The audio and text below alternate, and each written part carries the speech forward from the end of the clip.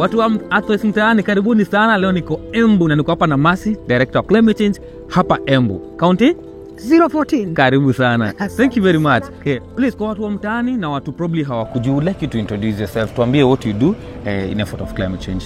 Yeah, my name is Mercy Mongo, the Director of Climate Change, Embu County. Yes, so here I'm in charge of the department, or what we call the Climate Change Unit, where of course we are more involved in coordinating all the activities, all the climate change actions, projects and programs that are being undertaken within the county through the support of our dear Excellency, Madam Cicely Badide, who has really been very supportive, and she's very passionate about the issues of climate change and environmental issues. So that is what I do here. Yes. And currently in the department, we are running quite a number of programs, and especially youth-led programs, and also other programs. Maybe I will start with the other programs before I go to the youth-led programs. Basically, all of you have heard about FLOCA. Yes. Yeah, we are running a program called FLOCA. FLOCA, for our listeners or those who are watching us, stands for Financing Locally Led Climate Action. That is a program that is being run around the 45 counties. Basically dealing with all the mitigation and adaptation actions that counties are undertaking. So that one is funded by World Bank and also jointly funded by the county government. So it's a co-funded program that we are undertaking. Of course, it's more locally led. That's why we call it locally led, meaning that most of the activities are focused on Mashinani, the communities. Basically, they actually generated from Mashinani. It is the communities who basically decide their actions. So it is more a participative or community initiative. Then at the county government here, through the actions or through the efforts of our governor, we were able to get funding by Blue Bank Philanthropists. Please tell me more about it. Yes, Blue Bank Philanthropists is was approached by our governor during the COP28 in Dubai. And they have been able to fund youth-led initiatives. Basically, we are funding only youth-led groups. That is symbios. We're talking about self-help groups just for young people. Yeah, here in Embu. Yes, here in Embu. Or any from others, but who are doing activities in Embu. Yes. And we are focusing on only those groups that are only focusing on climate actions or climate and environmental innovations. And let me tell you, these young people can surprise you. So we just how did creative they are, right? How creative they can be in these areas. And I'm sure when you go to the field, you're going to see some of the things that the young people have done, because this program started last year. We had a call for funding. Like we just closed a call on 30th of March where we had requested them to do an application, and they have really applied. The groups have applied. Actually, we are now in the process of doing analysis. Yes. So when they're applying, what criteria do they, do you guys use? What happens when we had given when you do the call, we had of course put the criteria. Of course, you must have a registered youth group or a self-help group. It must be youth-led. Na our youth wanafaa kuwa ngapi? Ndio at least. We look at a group between 4, 12 and even no maximum. But at least we look at a group that is manageable. So number one, you must be currently engaged, or you must be engaged in climate actions or environmental actions. So you're not just forming for the purpose of the funding, but it's something you're doing. Something you've been doing. We can also partner because of it. Yes, we can also partner with institutions like Embu University. We've seen a group from Embu University applying to do something. So that one is also allowed. It can also be a partnership. And so long as there's a youth-led initiative, it is also acceptable. So when we are vetting now, we look at, we normally have a committee that sit down to vet these groups. You can be able to tell people who have an idea, tell us your previous initiatives. Watu wanajua mambo ya watu mtaani. Mazee utajua wazee wanajua mtaani wenye wanacheza. Sio wenye wako na stories za java. So we are able to na stories za java. So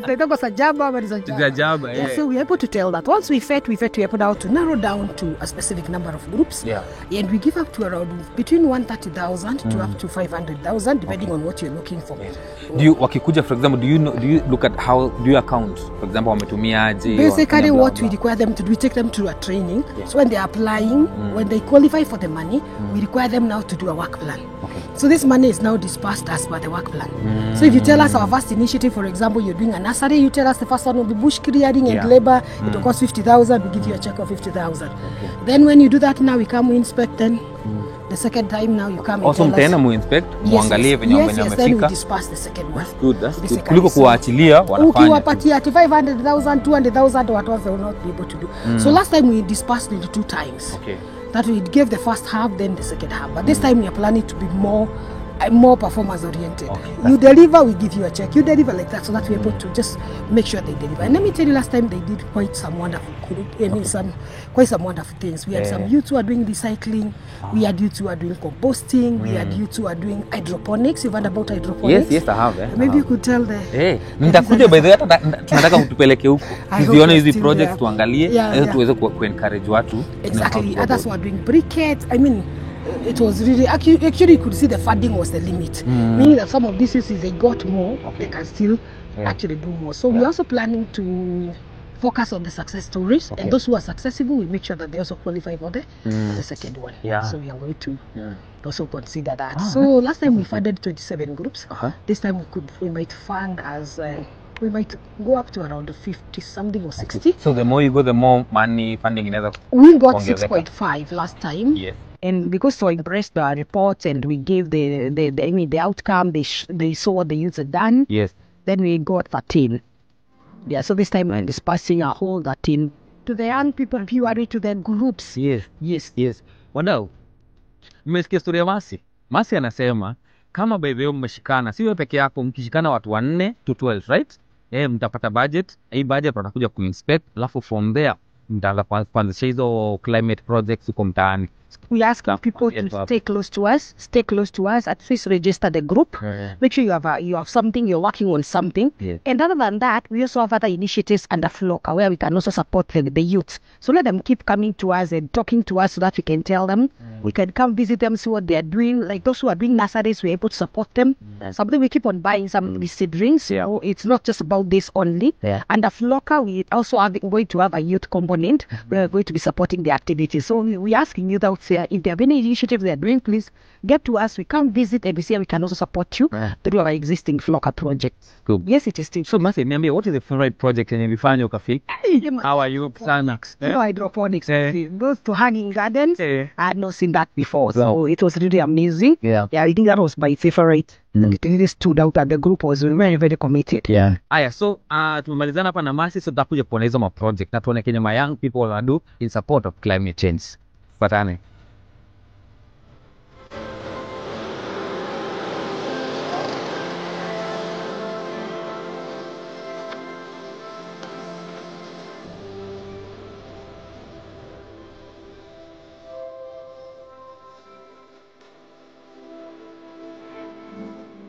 Thank you so much for coming.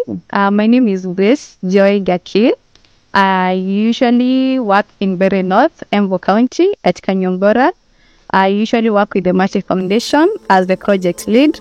And I'm here with the hydroponic farming, innovation, agricultural farming method. Here for young people who have been able to come up together so that we can do hydroponic farming here in Bere North.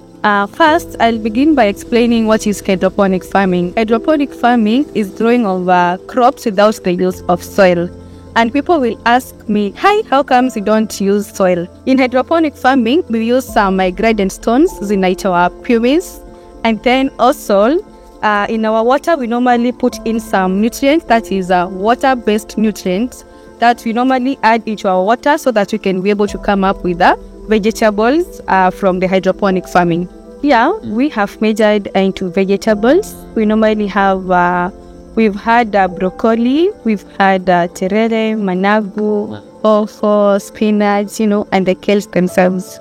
And then it's very interesting that you find that not just vegetables alone can grow in a hydroponic farming. You can also grow something like a passion fruit, and any other farming that doesn't require a lot of heavy inputs. Hydroponic farming, it has been a dream that has been in my mind.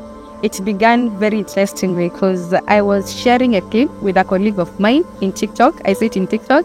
And I was very curious. I really wanted to see what it is and what are they doing, And then fortunately or unfortunately, Embu County government brought in the applications for the White House funding for climate change. And that is where I told myself, Grace, you have to get out of your sitting position, because I think this is a new idea that has never been in Embu County again. Having this and taking it from a climatical change condition, you can be able to apply for the funding and maybe start it from there. And so it is there that I did my application. And then our group, as the Kanyombora Inua group, we were awarded 180,000 Kenyan shillings to begin our hydroponic farming. Yeah. When it comes to matters of climate change, you realize that, let me be specifically here in Mbeere North, because climate change has really affected agricultural production here due to the unpredictable rainfall patterns. Yeah. And then we have also realized again, the soils here in Mbeere North have really had a loss in productivity because of the nutrients. In Mbeere North, hapo kitambo, you'd see them, they were growing tobacco. And the tobacco is the one that led to decreased nutrients from the soil in our farms. Yeah. And so we thought of what can we do for us to increase our productivity as farmers, as young people, especially because the future is at our hands. Yeah. That is why now we saw that if you can do dairy farming without the use of soil, that means you're going to take care of our environment as well, because they're not going to interfere with our soil. Plastic materials are one of the materials that really affect our climate and our environment. So instead of burning all these things and instead of disposing them everywhere you go, you normally go pick them and then do the recycling.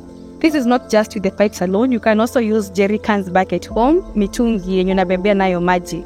This kind of farming for the environment, let us talk of in urban areas. Look at a scenario where we have one tower in a beacon within an urban center. Okay. These plants are going to absorb the carbon emissions that are being emitted in the industries within the urban centers. Sure. So they are going to help us in absorbing the carbon emissions within our environment, especially in urban centers. One of the challenges is the financial challenge, because you realize that without having a big capital to begin it, then it is not possible for you to implement this kind of farming. Yeah. Because number one, you need these materials, and the materials themselves, you will have to put a lot of effort into them, especially by drilling these holes and getting people to supply them for you. Yeah. And then you'll also have to buy nutrients every time. This is like the way you normally see farmers doing fertilizers, they normally go buy wanaeka mara moja. But in our case, we have to keep filling them in our tank each and every time for the plant to survive. And that means if we don't have one nutrient, then the possibility of that plant to thrive, it is very low. So you have to have the 3 nutrients for the plant to do what? To survive. Yeah. So that is one of the biggest challenges we normally have. Right. And then another challenge we normally have, it's during the rainy seasons. Because you find kunapata kunanyesha and the rainwater doesn't have the nutrients that you normally have. Unapata, there is this turning, the plants begin turning yellow.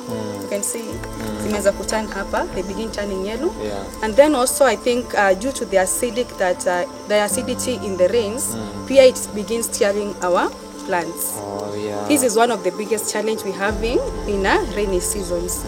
One of the advantages, we normally take it from the disadvantage for people in Mbeere North. It's because this place is a very hot place. Yes. There's a lot of sunlight. And you realize that hydroponic farming does well where there is a lot of sunlight than even in cold places.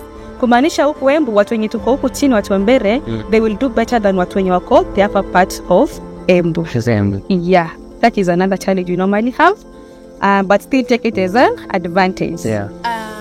Let me say that I would like to call especially the young people in the society that you need to wake up and go back to the smart agricultural moves for farming. This is because you realize that the world is going digital. We are no longer in the world that was there many years ago. As time is going by, we need to see young people going innovative. We need to see young people doing things that have not been done before. And this is because you as young people, you have the capability to do that. Then also, why don't you get involved in hydroponic farming? Because in hydroponic farming, you're going to learn new skills. Hydroponic farming is going to create job opportunities for you. Hydroponic farming is going to create networks for you. Like for example, in our case, we have had a lot of networkings even from people within outside Kenya, like the Germany people, we've been having them here. And they really want to support our project by introducing farm kits even in schools. Right now, I'm so happy that our country, Kenya, is having the competency-based curriculum movement, the CBC. And that is why you're saying that I'm calling young people to go for that, because the CBC means the practical bit of agriculture. And these students in grade 8 and grade 9, these are the people who we need them to come here and do this kind of farming. So young people, take up your notes, take up your courage and go for hydroponic farming. Those of us who have farms at home, it is very interesting that you get into hydroponic farming. And because imagine if you have 1 acre of land, how many towers are you going to have in that 1 acre of yours? That means you'll have a very huge production of the vegetables that you are having. At the same time, as a farmer with a big farm at home, you'll find yourself that you are in a position of going digital. Because now they are at home, people have the notion of, you have to go, unashikana na hiyo mchanga again. It will not be that enticing to the current world that we are in. So as a farmer in the village, go for hydroponic farming because it will go beyond a village step. The other thing, as farmers, why you can also get into hydroponic farming, you realize that the cases we are having of soil-borne diseases in the plants, this case will not be determined in our hydroponic farming because they're not going to use any kind of soil. And then again, there will be reduced soil erosion cases, especially because people who grow vegetables that wanafanyanga huko chini ya mito kabisa. So there's a lot of soil erosion that is happening there. As a farmer, let us also try to go for hydroponics so that we can be able to take care of our environment, of our rivers, and everything that is related to the environment. Yeah. Yeah, you are saying. Kwa hiyo episode ya leo ya Earthwise Mtaani imekuwa very informative. Mmekuwa na demo progressia hapa hivi. Amenifunza more about kind of hydroponics. Things I didn't know. Also things that I knew nimeget to understand better. Na pia huko nyumbani unafaa ujue that ukikuwa na hizi tower, tengeneza hydroponic towers, unaweza weka kwa balcony, unaweza weka kwa rooftop, au need shamba, au need hizo vitu zote. And actually, si mkulima wa hizi hydroponics amesema ni ukweli that ukiplant na hii hydroponics sukuma na hydroponics they're sweeter than zile upande kwa soil. They're sweeter and softer. Ladies and gentlemen, this has been an episode from the NN North upande ya Embu. And this is Earthwise Mtaani. Until next time, have a good one.